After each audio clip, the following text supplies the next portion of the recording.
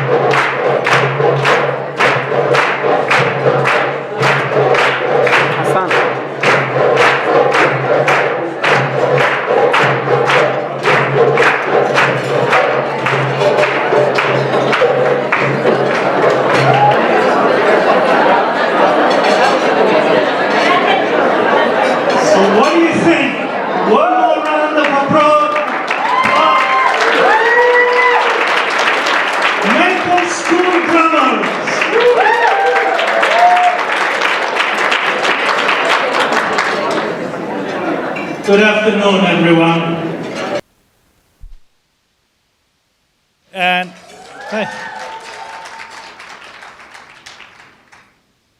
And it's a pleasure to have you all join us here in Dearborn, Detroit. They made notes for me about conference and move and what is it that we are trying to do here. But then you've seen this morning the women's session, and you've seen some of the plenaries, and you heard I was at this conversation about Detroit and the future of Detroit. This is what we are trying to do here. you've got a taste of the intention, a taste of the fact that we wanted to create space for us to talk about our vision and to talk about where we go from here. And make this conversation an honest conversation, and make this conversation an inspiring conversation. So I want to thank you for being the leaders. I want to thank you for what you already given us. And I know that we're going to leave at the end of these couple of days, going to shake and forge and create a future that is more fair, more equitable, and more inclusive of everyone. So this is what we are trying to do. We just are creating the space, and you fill in the conversation. I have a real honor to introduce our keynote speaker.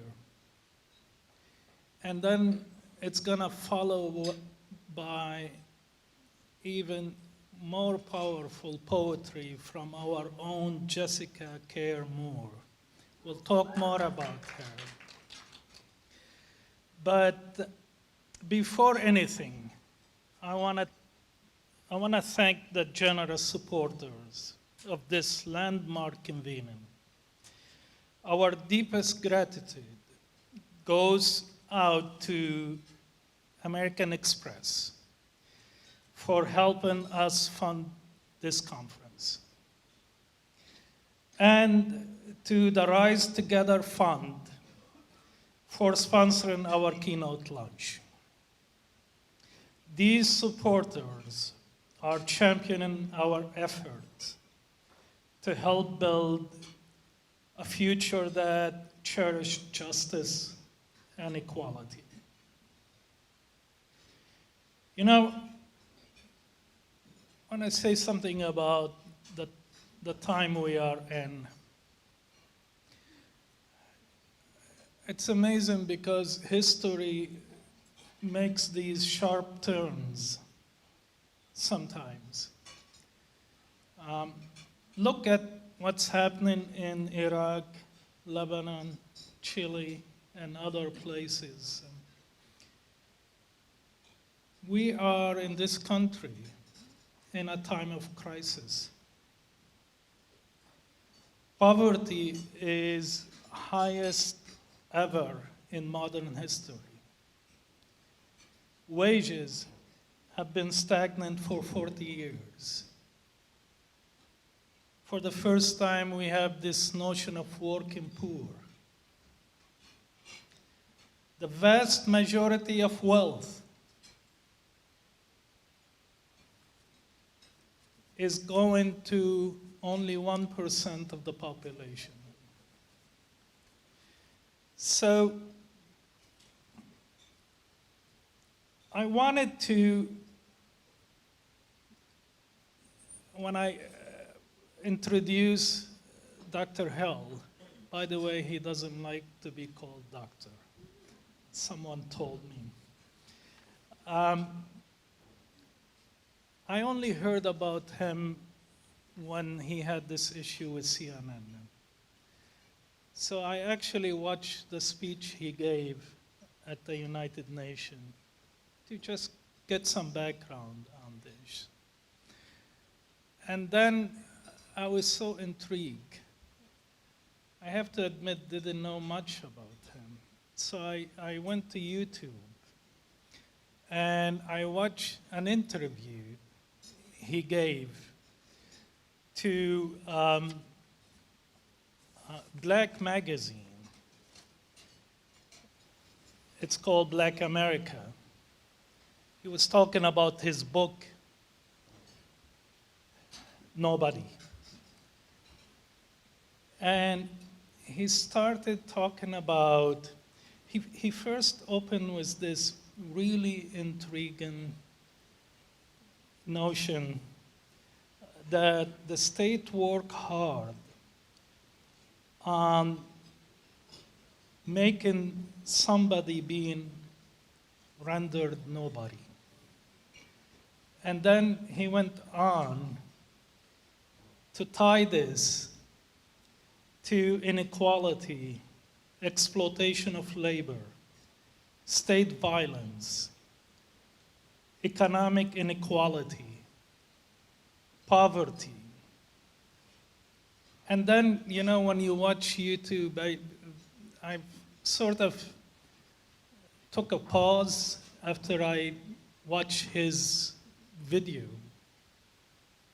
And the YouTube was on autoplay.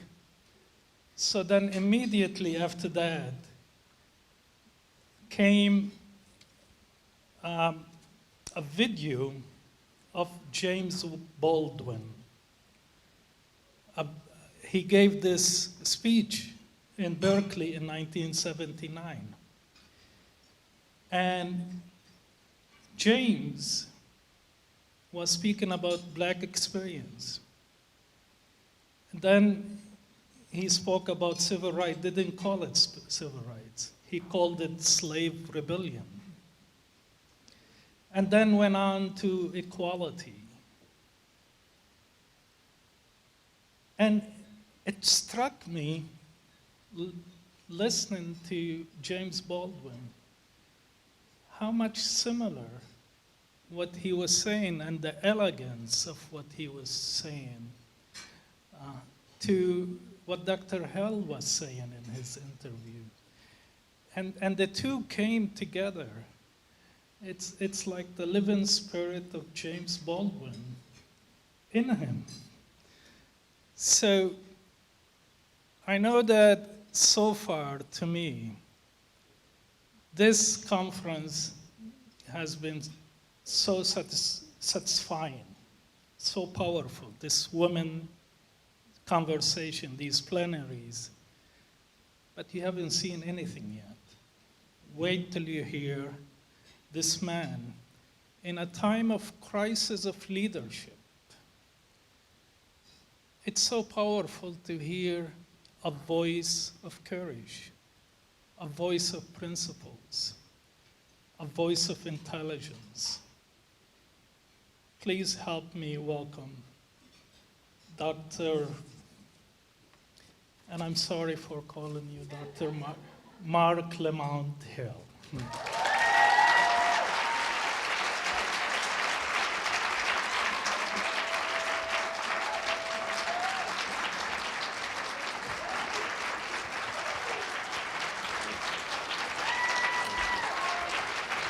Oh, thank you. Thank you. Thank you so much. He really put the pressure on too, didn't he? I was gonna mail this one in. I was gonna phone this one in, man. I can't. I'm so grateful for the opportunity to talk to you all today. Forgive my voice, I've been traveling for about 2 weeks, and so I don't have a lot of voice left, but my spirit is very much here. And I am very, very grateful for the opportunity to talk to you. I wanted to thank all of you for inviting me, especially my dear friend and brother, Ahmed Abouzned. Yes. You know, my first trip to Palestine was with Ahmed and the Dream Defenders. So he's my gateway Palestinian. And any trouble I get in, I can blame him. My dear sister, Jessica Camore is here, and that's so dope, because I don't get to see her that often. And whatever I do, she gonna do it 10 times better through her art. I'm gonna pass that pressure-raising thing on to you. And so many friends and allies and comrades and future friends and comrades and allies are here. The last year has been really interesting for me. It's been a rough year. It's been a crazy year. It's been an unexpected sort of political ride. But I've gotten so much love and support from the Muslim community, from the Palestinian community, from the broader Arab community around the world, and I'm so grateful for it. It's really helped me understand what solidarity could and should look like. And that's really what I want to talk about today, is helping us think about what solidarity looks like, how we can mobilize solidarity so that we can really live out this idea of our voices and our future. About a year ago, I went to the United Nations, and I was asked to speak as a representative of civil society at the International Day of Solidarity with the Palestinian people.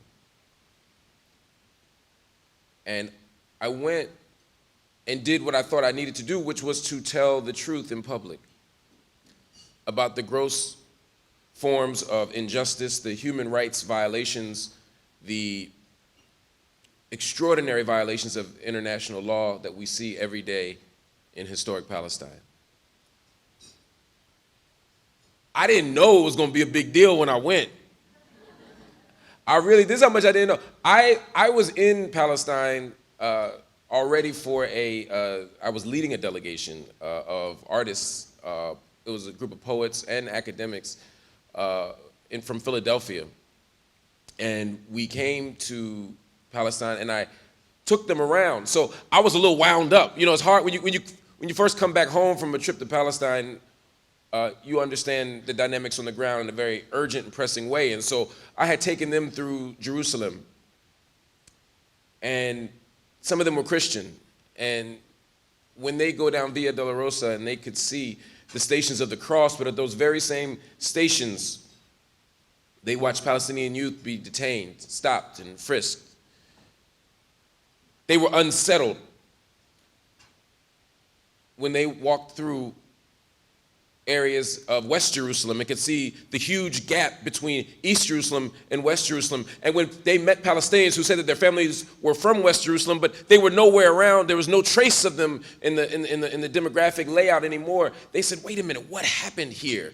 And then we went to places like Bethlehem where they could see the apartheid wall. And they were moved by it. We went to Khalil. And yo, I don't care where you at in a Palestinian function, and the Khalilis always be like, yeah, woo! Yeah, right. Like the oppression derby. And they saw what it meant for children to go through the ritual humiliation of going through checkpoints and turnstiles and cages disguised as crossings. They walked through all of these areas. They went through 48, and they saw what it meant for Palestinians who live in Ramleh or Lid or Akka or Haifa to be treated differently and not to be treated as full citizens. We finished by going to Khan al-Ahmar. And we looked at schools that were built by tires and mud be threatened with demolition to expand a project of settlements. We were unsettled. I got on the plane and they said, can you come to the UN and give this speech? I said, sure. And I don't write speeches down, but I said, I'm gonna write this one down just to make sure I don't say anything controversial. So on the 12 hours back, I wrote a speech that I thought would appeal to the Universal Declaration of Human Rights, to talk about the gross gaps between what we promised to do as a global community after World War II and what was happening on the ground in Israel, in the West Bank, in Gaza, and around the diaspora. I was talking about an appeal to our best sense of self. And when I did that, y'all might have heard, it ain't work out so good for me. But in another way, it did work out perfectly for me. It absolutely did, because the goal for me was to speak out in solidarity. People said, why would you do that? I left that day not knowing I'd be fired from CNN. And it's not even about CNN. I left that day not knowing I'd be fired, but I got other kinds of outrage that was instructive to me. I had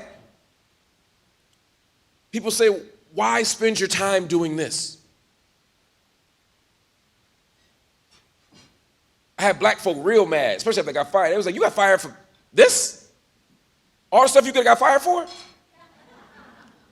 Why didn't you go to the UN and speak out against human rights violations in the continent of Africa? Why didn't you speak out against mass incarceration here in the United States? I said, I would love to. This, however, was the International Day of Solidarity with Palestine. It wasn't open mic night at the UN. Like, I didn't have an option of what to talk about. I had to talk about what the topic was, but this is in a tradition. There's a long tradition of African people standing up in solidarity with the Palestinian people.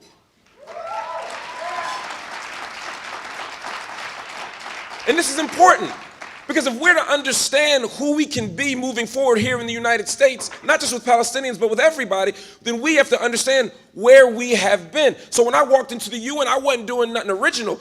My brother mentioned Baldwin. Baldwin was speaking out against occupation. He was talking about the relationship between occupation in Harlem and occupation abroad. He understood that connection. Baldwin was very close to Malcolm X, who expanded his vision of what was possible for all of us when he looked at the beautiful revolutions that had happened around the world, when he looked to Ghana, when he looked at Cuba, but he also looked at Gamal Abdel Nasser. And he said, wait a minute, what's happening here in 52 is instructive to what we can be as a people. He understood when he formed the Organization of African American Unity in 1965, he was connecting it to the Organization of African Unity that he had seen on the continent of Africa. He understood that we only work if we have a bigger vision of who and what we are. By the time Malcolm writes Zionist Logic for the Egyptian Gazette, he was understanding something deeper. In 1967, when the Student Nonviolent Coordinating Committee issues its newsletter in August of 1967, really written by Ethel Minor. Gotta shout out black women, they get erased from history too much. Ethel Minor was speaking out against what had just happened from June 5th to June 10th in 1967, the Nexa.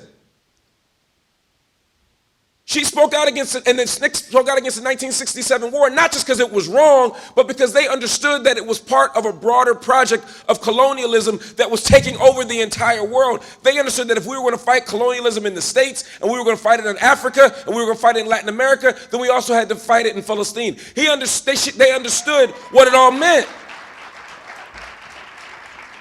Our dear sister Angela Davis has spent her entire life fighting injustice and occupation and apartheid around the globe. That's the tradition I want to be a part of. Those are the shoulders I want to stand on. I ain't them. I don't have their brilliance, their talent, their courage, or their sacrifice. But I do, as one of their children, want to be part of that tradition. So when I left, I thought I was doing the right thing. I thought I was speaking out in a spirit of solidarity. What does solidarity look like, though? Solidarity is about speaking out. It is about telling the truth. Solidarity is about speaking the truth for folk when they match our or reflect our circumstance. In all the examples I just gave, we talked about how people could see the oppression they're facing in their own country or their own context, mirroring what they saw abroad and wanting to do something about it. I'm saying we can't just do it then, though. Solidarity is also about speaking out against injustice that doesn't face us, against injustices that we don't even imagine, that we can't even experience. So it's not enough for Muslims to simply speak out when we see violence against other Muslims. We must also look to Uganda and say, wait a minute, there is gross injustice happening to Christians. We got to do something about it. Thank you. It is not enough for men to speak out against injustice only when it affects other men. We got to speak out against gender violence, against misogyny, against rape culture, against patriarchy. We have to have the courage to do that. That's what solidarity looks like. It's not just when it affects you. So often I hear when men say things like, oh, well, I have a daughter now. I understand violence against women. You shouldn't need to reproduce a whole human being to recognize the humanity of women. That ain't what solidarity looks like. That's your own ego. That's your own selfishness. It's something deeper we got to get at if we're going to talk solidarity. Solidarity means we can't be particular about when you speak up. Sometimes we are only willing to speak up when it's comfortable or when it's convenient or when it's popular. But that's not what this is about. We are in an era of Trump. And there are moments in this era where there's a real danger for speaking out. Because the Trump administration has created an environment that has normalized hatred of the bodies and the faces and the skin colors and the religions and the cultures and the rituals and the practices of the people in this room, and certainly in the town of Dearborn. It's the most Arab place I've ever been, and I've been to every country in the Middle East.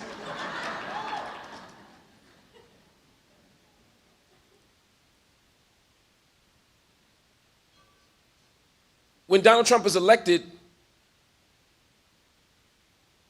he smuggled in white nationalism under the banner of nostalgia, make America great again. When?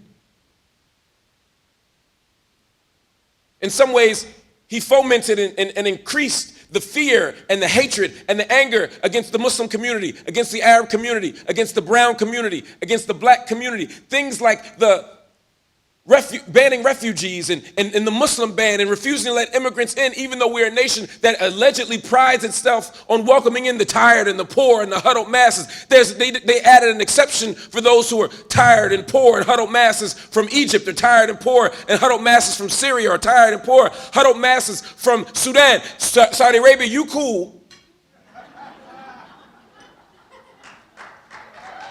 This is important. Excuse no extra charge for this, excuse the side note, but there's a certain kind of transparency to the dishonesty when you say we're not going to allow anybody in because we're afraid of terrorism, but we'll let if anyone from Saudi Arabia in, and we might let people from Egypt in, but we won't let people from Sudan and Somalia in. You can make a case for each of these nations, you can make a case against each of these nations, but it's much more driven by U.S. imperial interest than it is any legitimate fear of brown bodies. But Trump knows that the nation state itself doesn't have enough love and care for brown bodies, for immigrant bodies, for Muslim bodies to challenge him on those dishonesties. And so we keep going. But let's not pretend that Trump is somehow a new version of American leadership. Trump is not a new kind of American president. He is an extreme form of the same kind of American president. He's not just ushering in Islamophobia and Muslim hate. No, he is putting a spotlight on the Muslim hate and the Islamophobia that has always existed in this country. If we are going to move forward and empower voices, we got to be honest about who and what this nation is. We got to be able to speak the truth, even when it is bitter. So, for us, that means that we have to be willing to come together to fight this thing. We got to speak out against injustice in Palestine, but we got to speak out against what's happening in Kashmir. We got to tell the truth. We don't have the luxury of being particular. There's a beautiful revolution happening in Sudan. We have to stand in solidarity. We spent the last 6 weeks, or at least the last few weeks, looking at what's happening in Lebanon. We got to stand in solidarity. We're watching Kurdish brothers and sisters die. We have to resist. We must stand in solidarity. We have to be willing to do it, but we can't just do it against Trump. Solidarity isn't just, it doesn't take any courage to speak out against Donald Trump. Don't nobody like Donald Trump. That's not even a partisan issue. His own kids don't really like him.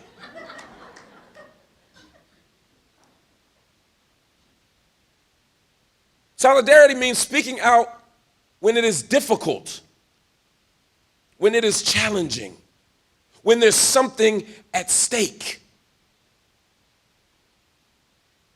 Solidarity means being willing to not just call out Saudi Arabia for killing Jamal Khashoggi, but also calling them out for gross violations against human rights for women. We got to speak the truth. Solidarity means we can't just get mad at Bush and Trump when they throw bombs and drones against Muslim and Arab brothers and sisters around the world. It means we got to get at these Democrats too. Because if you're in Yemen or Somalia or Afghanistan, you don't care that the drone came from Obama instead of Trump. You don't care if the drone came from Obama instead of Bush. A drone is a drone, and those children are dying, and we got to speak out on behalf of those babies who don't care about petty partisanship. We got to tell the truth, even though it is difficult. We got to call it out.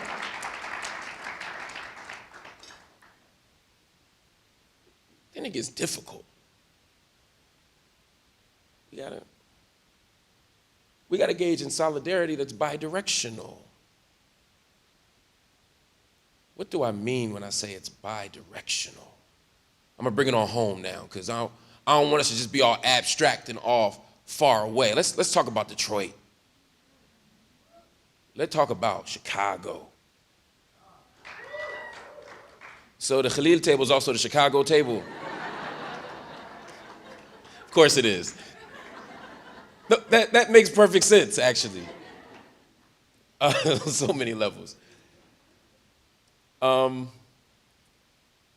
talk about what solidarity looks like. Solidarity means coming to terms with our own shortcomings, our own contradictions. Because it doesn't mean anything for me to stand here as a black man in America standing in solidarity with Arab brothers and sisters if when it comes time for the Black Lives Matter rally, I don't see my Muslim and my Arab and my Desi brothers and sisters in the same place.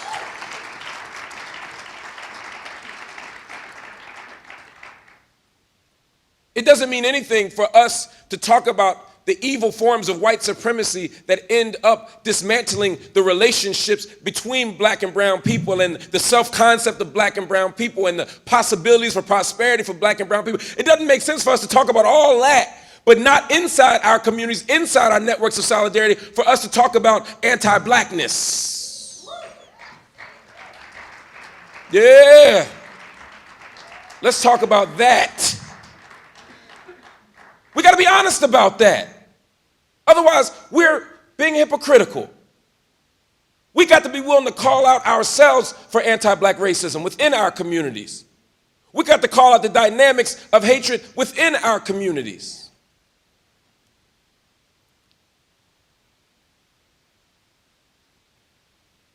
We have to, America is a nation that has a stunning number of Muslim people. The origins and the heart of Islam in America are very much rooted in the African American community. Islam in America is very much black.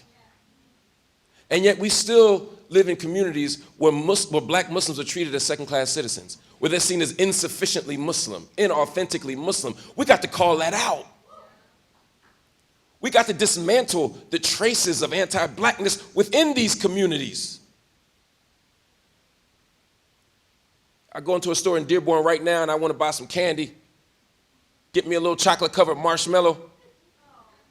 Bazuk. Ras al-Abid.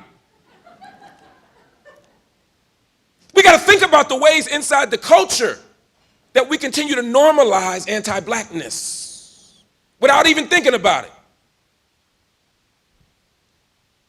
We got to tell the truth about what it means for us to speak out against occupations in Syria or occupations in Iraq or occupations in Palestine and ignore the ways that oftentimes within communities in Chicago and Detroit, black communities are occupied by outside store owners that have no relationship to the community, no economic investment in the community, and no love for our communities. Y'all got to be honest about that too.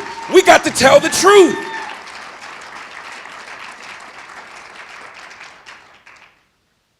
Because there got to be something at stake. If we all leave here feeling good and feeling easy and feeling like kumbaya, then we ain't did nothing. The goal here is to be unsettled, to leave here with something different that we can do tomorrow. What does that mean? It means we can join an organization tomorrow. We can work with the organization tomorrow. We can donate to an organization tomorrow that not only advances the interests of our own community, but those with whom we want to stand in solidarity. We got to do that today. We got to commit to material forms of investment. What can I do when I leave this room today to support black and brown communities, to support Christian communities, to fight anti-Semitism, to fight homophobia, to fight transphobia? What can I do when I leave here today to build on that work? We got to ask that question, because if you leave here and say you had a great lunch, you heard some great music, and you went home, you did nothing. Who do we want to be? What do we want to be? How do we want to be?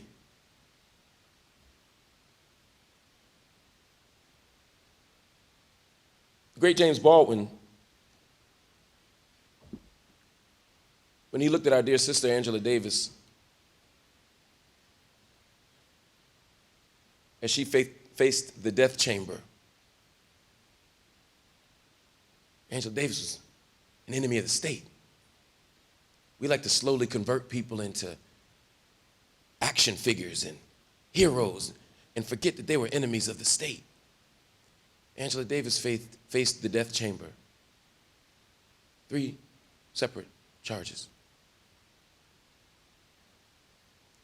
So many people ran from the challenge of defending Angela Davis. So many people ran from the challenge of fighting for her freedom. So many people had decided that she was going to die and we had to move on. Not James Baldwin. In a letter to her, James Baldwin said, "Those of us who know the truth and do nothing are worse than the murderers hired in our names. If we know the truth, then we must defend your life as if it were our own, which it is, and render impassable with our bodies the corridor to the gas chamber. For if they take you in the morning, they will come for us that night." That's our charge to each other. We know the truth.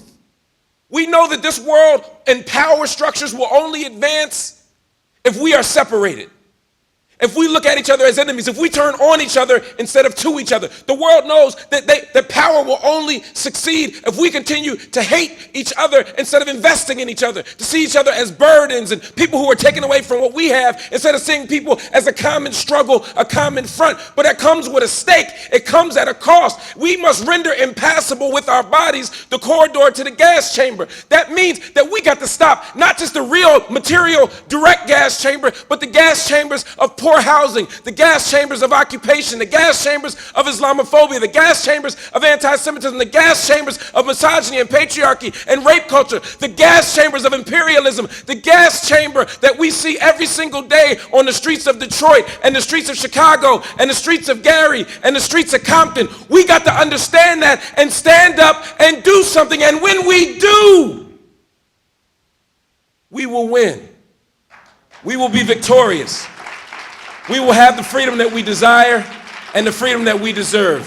Free the land, free all political prisoners, free Mumia, free Palestine.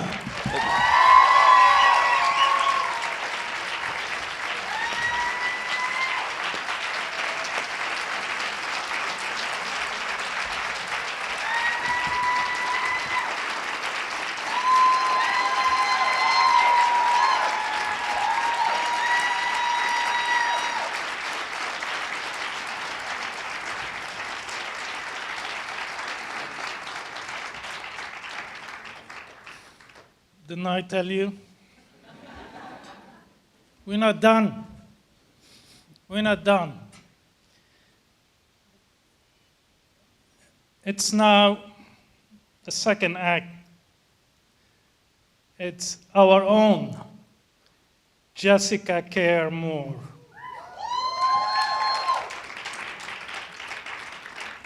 Who better to follow that lively, inspiring address than one of Detroit's very own powerhouses, award-winning poet, Jessica Care Moore.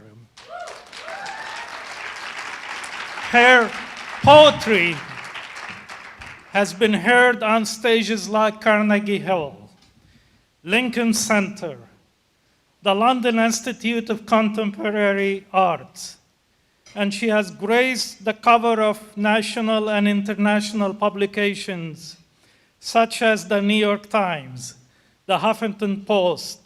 Her work and passion lie in telling the stories of her community and using her voice to influence change. Please help me welcome Jessica, the renowned Detroit poet. Thank you. I'll take that. Thank you. Okay, that is, thank you, Mark. Yeah, come on. Woo. Can y'all give it up for Dr. Marc Lamont Hill? I want to greet you in the, it's not Islamic, but it is very much universal. What up, though? I'm happy and honored to be here. I want to thank Access for being courageous enough to bring someone like Mark here, and for calling me as well, because just because I'm here in Detroit doesn't mean people always make that call.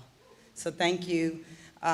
This is my neighborhood. I grew up on Tyerman. I grew up on the border of Detroit and Dearborn. And I remember some years ago at, I don't know, I think Arab American Museum, somewhere I was speaking, I was saying, you know, I'm happy that you're finally inviting me back home, because we also make those assumptions. I grew up in a very Muslim and Chaldean neighborhood. Hemlock Park was my park. My mother boycotted Dearborn, and we grew up because they didn't want Detroiters in Hemlock Park. So there was a time we couldn't go to Dearborn anymore because they were separating African American children from Arab American children. And so I grew up with that dynamic, and so when September 11th happened, you know, all the Islamophobia that was just rampant for me was so different because I didn't understand, because I had known so many beautiful Muslim people my entire life. And this is the biggest group of Arab people outside the Middle East in the world, is Dearborn, Michigan. And so that's a very special thing. It's a very special way to grow up here. I also remember Raphael Dent. Many of you are probably too young. I was a very young activist, and Raphael Dent was killed in a gas station on the east side, and I was around 18 years old, and I was on the front line of that movement, how I became an activist. For stealing a piece of candy, he was murdered. And so that created so many divisions between the Arab and the African American community here. But the black Muslims here, salam alaikum, like really, really helped me understand that we were all one people, and we prayed to the same God, and that's what connected us. So honored to be here, and I'm gonna do what I do better. So this is for Sandra Bland, and it's We Want Our Bodies Back.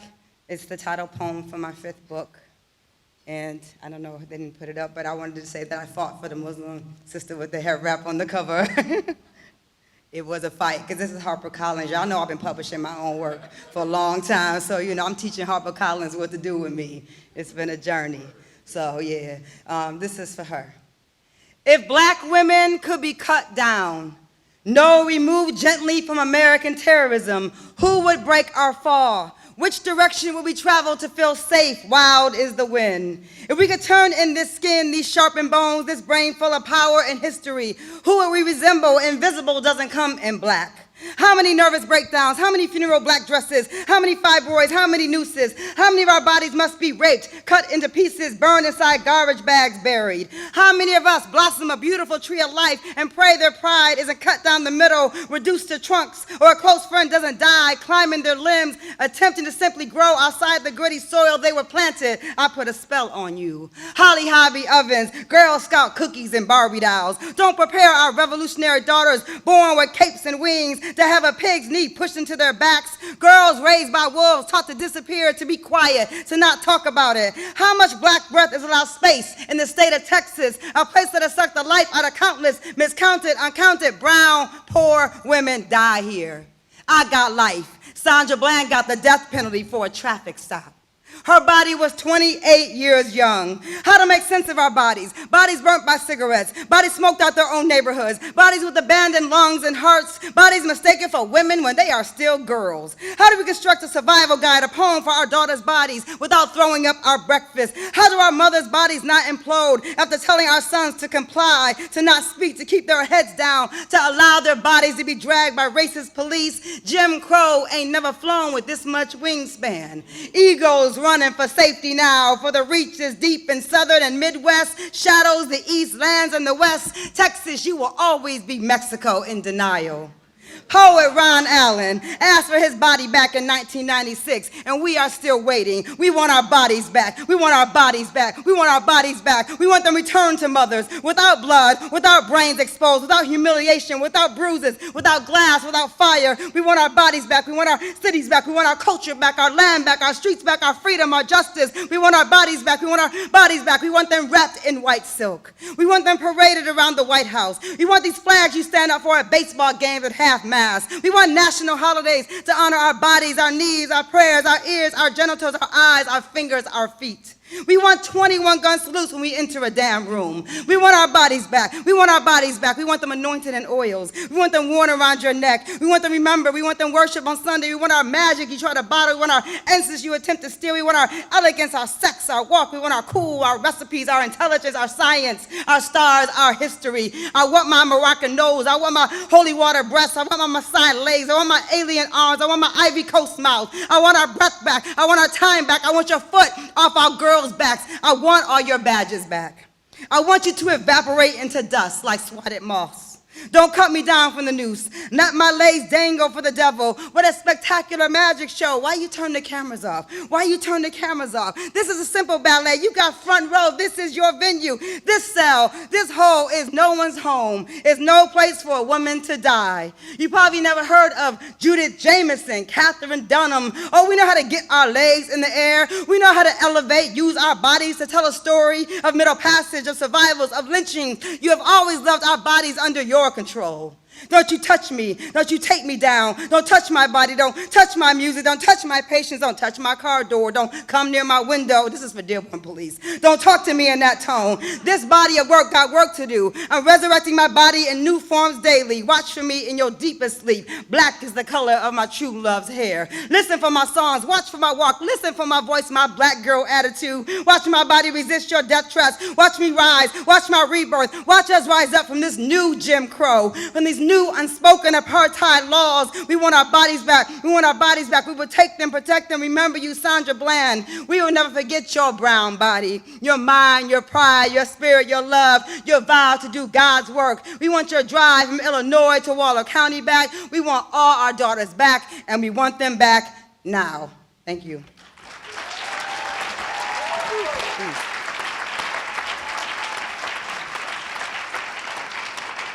So, Dearborn is where I get pulled over the most.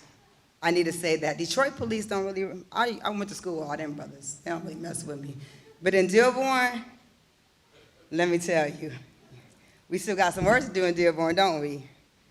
They be pulling my mama over because she thinks she got brunette hair and they think she Muslim. They be pulling her over. She got olive enough skin, whatever. Dearborn police is something. Last time I saw Mark, I think I was in Ferguson. I think that's where we was, with all the rowdy good people. And Ferguson was deep because I've been a young activist, I was an activist for such a long time, and it just became an extension of what I do as an artist. And I think it's great when like real celebrity kind of big profile artists come to stuff. So it was good to see like Common showed up, and it was cool. Like the people I expect to show up, like Pharoah Monch and Dead Prez and Talib, But we're activists, so like we do stuff like that. But it's good to see like people who are activists and about it and still like show up. But I was traumatized in Ferguson. Like I came home and I really couldn't. It took me a couple of days to actually cry and to figure out what had happened to me there. And so this is called I Can't Breathe, and I wrote it really for Eric Garner, but it was after leaving Ferguson and there on the ground for Mike Brown. I'm in Detroit, and I can't breathe.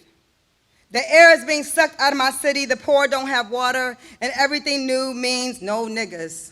I can't breathe. There is a smoking gun down my throat with promises of a post-racial America. I can't swallow the chamber. It is stuck in 1967, and it keeps reloading after it pierces the bodies of our unarmed babies. I can't breathe, because I'm being rushed on a sidewalk in the middle of a peaceful protest by a militarized police force in Missouri. They are yelling, I got one, I got one. I am half running distraught, searching for Talib's hand. Rosa is a few steps ahead. The air is thick and ugly and dense, and I can't breathe. I'm being forced to lie face down on the cement in Ferguson with the AR-15 pointed at my back. A long brown teenage boy is shaking in Rosa's lap. A young thick girl stands up anyway. I pull her back down and ask her to please wait.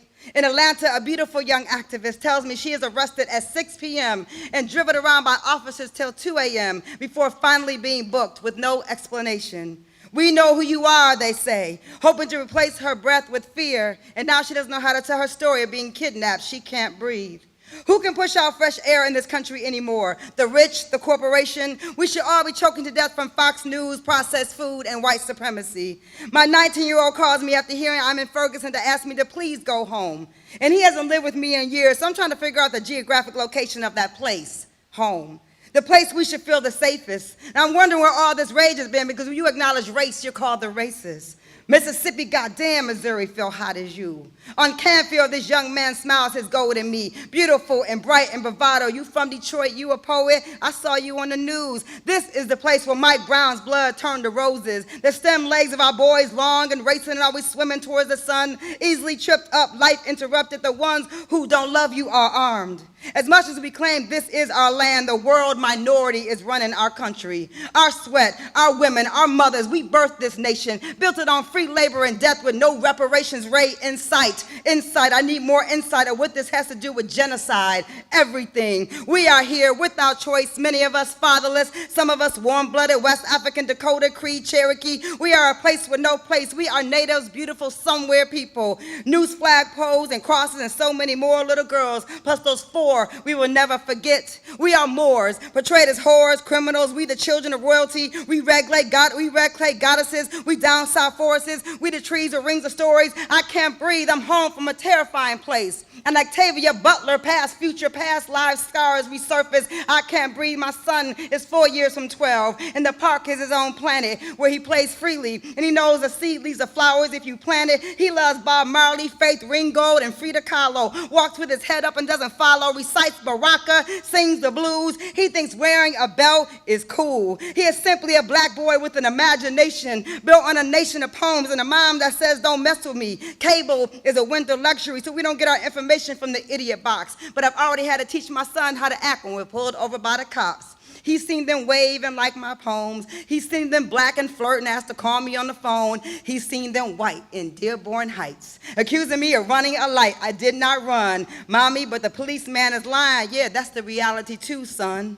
When I can't breathe, I cry in a parking lot, dropping you off at hockey camp, praying the white coaches and white kids won't try to suck the beauty out of your lungs. Pray you black ice skate fast past the chokeholds, the dangerous walks from the store to buy candy. I can't breathe, so I rush to get you from school daily. A collective mother's intuition always feels death moving around this winter in America clock. In these spaces where the air is thin, humanity is forgotten, and ancestral spirit is blowing hard, and fear has pushed you into a place you don't recognize. A forced language is pushed into your mouth, whipped across your back, along the Ivory Coast, on a ship called Jesus, in the Congo, through the door, no return, in the Alabama cotton field, in Chicago, in Cleveland, in Staten Island, when you look the world in its face. After attempts to hijack your spirit, take your breath loosely for a Lucy. I will inhale God and blow my last wind into your body. Your exhale be the Holy Ghost for this land. I can't breathe. I can't breathe. I can't breathe. I can't breathe. I can't breathe. I can't breathe. I can't breathe. I can't breathe. I can't breathe. Thank you. Thank you for having me. I love y'all. Stay motivated. Stay organized. Stay connected.